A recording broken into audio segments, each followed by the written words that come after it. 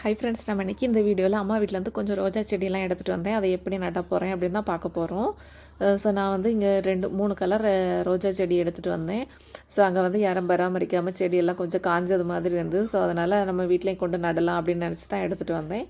நான் என்னென்ன கலர் எடுத்துகிட்டு வந்தேன்னா, நம்ம பத்தடுக்கு முல்லை இருக்குல்ல, அதில் ஒரு கம்பு எடுத்துகிட்டு வந்தேன். அது மட்டும் இல்லாமல் ரோஜா செடியில் வந்து காஷ்மீர் ரோஸ் இருக்குல்ல, காஷ்மீர் ரோஸு, அப்புறமா பட்டன் ரோஸ் ஒயிட் கலர் இருந்துச்சுல அந்த கலரும், அப்புறமா அந்த மஞ்சளும் பார்டரில் வந்து ஆரஞ்சு கலர் இருக்கும்ல அந்த மாதிரி ஒரு ரோஜா கம்பும் கட் பண்ணி எடுத்துகிட்டு வந்தேன். நான் அங்கேருந்து எடுத்துகிட்டு வரும்போது ஷேப்பே இல்லாமல் தான் கட் பண்ணி எடுத்துகிட்டு வந்தேன். கட் பண்ணி எடுத்துகிட்டு வந்ததுக்கப்புறமா வீட்டில் வந்து நான் ஒரு வாரம் வந்து அந்த ரோஜா கம்பை வந்து தண்ணியில் ஊற வச்சுருந்தேன்.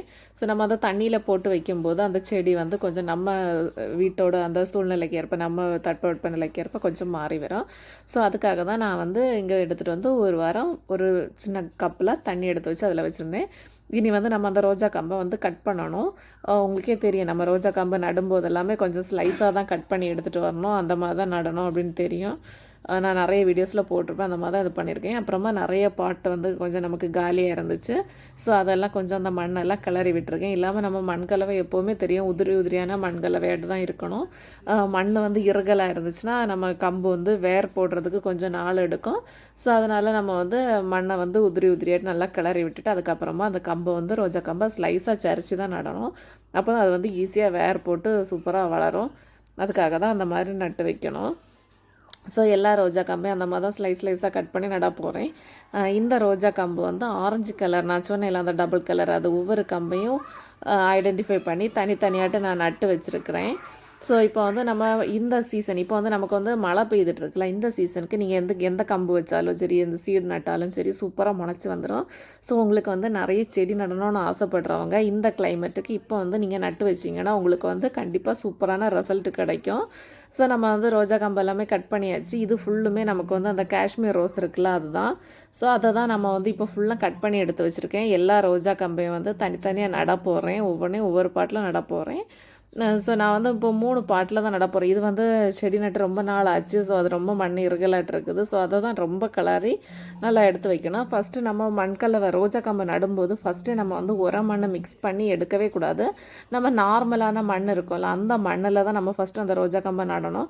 இதுக்கப்புறமா அது சூப்பராக திளிர்த்து நமக்கு வந்ததுக்கு அப்புறமா தான் நம்ம வந்து இதுக்கு வந்து உரம் கொடுக்கணும்.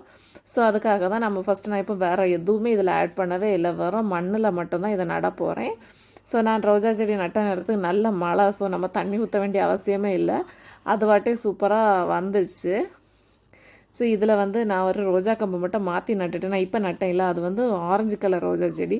ஸோ அது நடும்போது நான் வந்து ரெட் கலர் அப்படின்னு தான் நட்டேன். நட்டதுக்கப்புறமா இப்போ அது திளிர் வந்ததுக்கப்புறமா தான் தெரியும் நான் ரோஜா கம்பை மாற்றி நட்டுட்டேன் அப்படின்ட்டு. ஸோ இதில் வந்து இப்போ நிறைய கம்பு நட்டிருக்கேன், வேறு பாட்டு இல்லை. ஸோ இதில் நிறைய கம்பு நட்டிருக்கேன். இது திளிர்த்து வந்ததுக்கப்புறமா தனித்தனி கம்பாக நடணும். இது வந்து நமக்கு வந்து ஒயிட் கலர் ரோஜா இருக்குல்ல, அந்த கம்பு தான். நான் வந்து இதை வந்து ஆரஞ்சு கலர் அப்படின்னு நினச்சிட்டேன், காஷ்மீர் ரோஸை தான் அப்படி நினச்சிட்டேன். இப்போ பார்த்தீங்களா, ரோஜா கம்பெல்லாம் 2 வீக்ஸுக்கு அப்புறம் பாருங்கள் சூப்பராக எல்லா கம்புலையுமே மேக்ஸிமம் திளிர் வந்துடுச்சு, உங்களுக்கு பார்த்தாலே தெரியும். ஸோ இனி வந்து நம்ம ரோஜா கம்புக்கு வந்து உரம் போட்டு விட்டுட்டா போதும். ஒரு 1 வீக்கு அப்புறமா உரம் போட்டாலே போதும், சூப்பராக வந்துடும். இதுலேயுமே எல்லா கம்புமே திளிர் வந்துடுச்சு. பார்த்தீங்களா, இதில் வந்து ரெட் கலர், இதில் தான் ஒரு ஆரஞ்சு கலர் கம்பும் மாறி நிற்குது. ஸோ இனி வளர்ந்ததுக்கப்புறமா இதை கொஞ்சம் மாற்றி ரிப்போர்ட் பண்ணி நட வேண்டியதான். ஏன்னா சேர்த்து ஒரு பாட்டில் இவ்வளோ கம்பு நட்டோன்னு வைங்களா, அதுக்கு வளர்கிறதுக்கு சரியான ஸ்பேஸ் கிடைக்காது. ஸோ பூவும் குட்டி குட்டியாக தான் இருக்கும். இது வந்து நாட்டு ரோஜா இருக்குதுல்ல, அந்த ரெட் கலர் ரோஜா நட்டையில அதுலேயுமே நிறைய கம்பு திழுத்துருக்கு. ஒரு 3 கம்பு போல் தான் திழுக்கலாம், மற்ற மாதிரி எல்லாமே திழுத்துச்சு. தேங்க்யூ ஃப்ரெண்ட்ஸ், என்னோட அந்த அப்டேட் உங்களுக்கு யூஸ்ஃபுல்லாக இருக்கும்னு நினைக்கிறேன். அப்படி உங்களுக்கு யூஸ்ஃபுல்லாக இருந்தால் லைக் ஷேர் பண்ணுங்கள், மறக்காமல் நம்ம சேனலை சப்ஸ்கிரைப் பண்ணுங்கள், உங்கள் ஃப்ரெண்ட்ஸ்க்கும் ஷேர் பண்ணுங்கள். தேங்க்யூ.